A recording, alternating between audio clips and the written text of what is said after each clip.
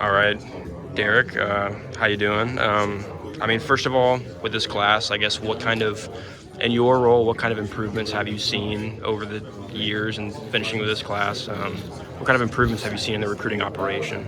Yeah, excited about the guys that we have coming in that are joining the family today, making it official, getting some needs and getting what we need to get.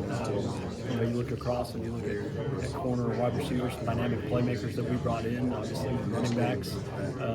Those guys coming in, I'm excited with what they are. Tight end, we addressed a lot of needs, the offensive line with some length and development there. Overall, just excited about the class as a whole.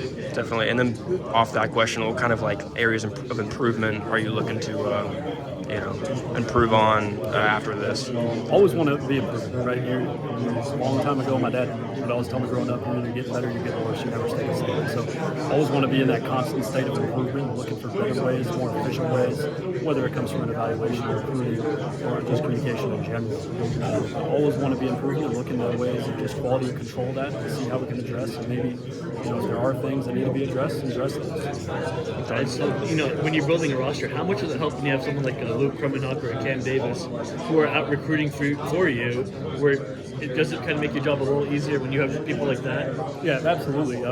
Just hearing it from their peers and being reasons of why they selected this university, and it's a lot easier to hear from their own age and reasons, and just having common minds and common goals, and that's what goes back into fit. Having the guys that have the right fit and the right mindset to walk in this and being about the work and being about the right things, I believe that's going to win out in the end. You mentioned evaluations before. What are some of your favorite evaluations in this class? Yeah, I think you look around, evaluations to me, you want to come down and, hey, what verified measurable, what trait are you hitting on? Is it a size? Is it a speed? Is it a length, right? And then you start diving into other areas and looking for reasons not to take this somewhere necessarily. And so you look at that top end speed of that length, or what that wingspan, that arm length, that measurement, what their play is on film, how explosive, what's their change of direction, their shorter than quickness.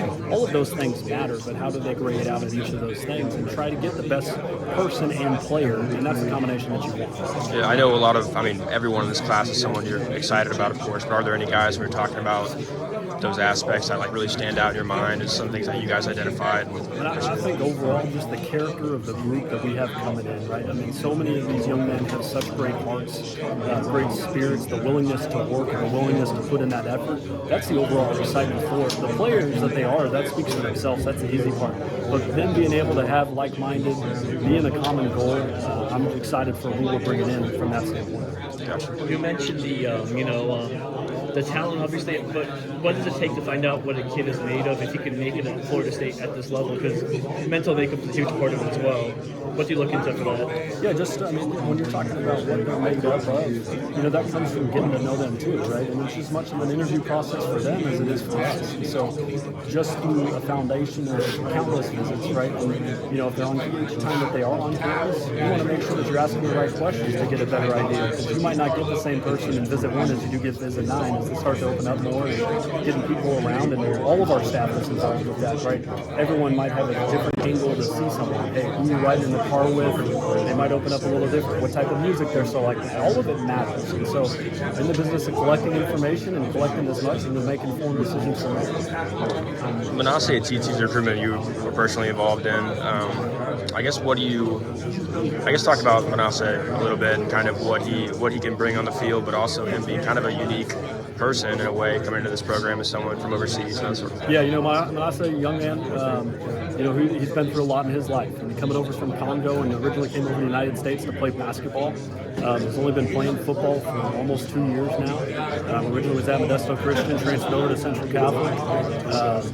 Got in touch with him and just realizing the fit and the heart that he has and the type of player and the upside that he has with length and athleticism. And I believe he's just scratching the surface as a player, just with his, just getting really introduced into football as a whole. So excited what he can become. And, so many people were a part of his recruitment. It's never just one person in these recruitments. It needs to be the whole staff, and that's what I'm excited for. We're Mike Danzy, local kid.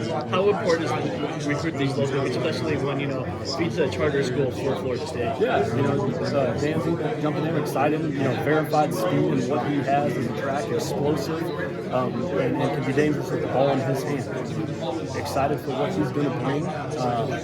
but it's so much more than just a running back too, right? He's got good hands out of the backfield. He has some flexibility. He's played on defense before. But being obviously local, we want to attract the best talent and get the best player, no matter where they're at, right? And so if they're a fit for Florida State, or if they're a mile down the road, or 3,000, we want to make sure that we're getting the best player and the best fit for Florida State. I'm curious, like, and I mean, obviously, you have a really busy job, obviously, but like this month especially is obviously especially hectic. What does your job look like this month when it gets so hectic, and then especially in the last like 24, 48 hours, going down to closing time, that sort of thing? What does your job look like? There's a couple sleepless nights in there, and a few more than that. I'm traveling the road with Coach just to provide that logistical support and making sure that we're always on the same page and not spending 50 phone calls back and forth while he's there. So we're right next to each other the whole time. So as things are moving to the transfer portal, which then in turn there's a lot of lean on that goes onto the staff that's back in the office as those things are occurring. And so trying to find those gaps to watch film. And, after the selection show, Coach and I were hitting the road, shortly after that. And I think we ended up hitting 8 or 9 states in that first week, just going back and forth. And so that time, trying to be efficient with the time, there was not a wasted minute anywhere. We're just trying to make sure that we're using everything we can that's at our disposal to make the best decisions as they come. Yeah.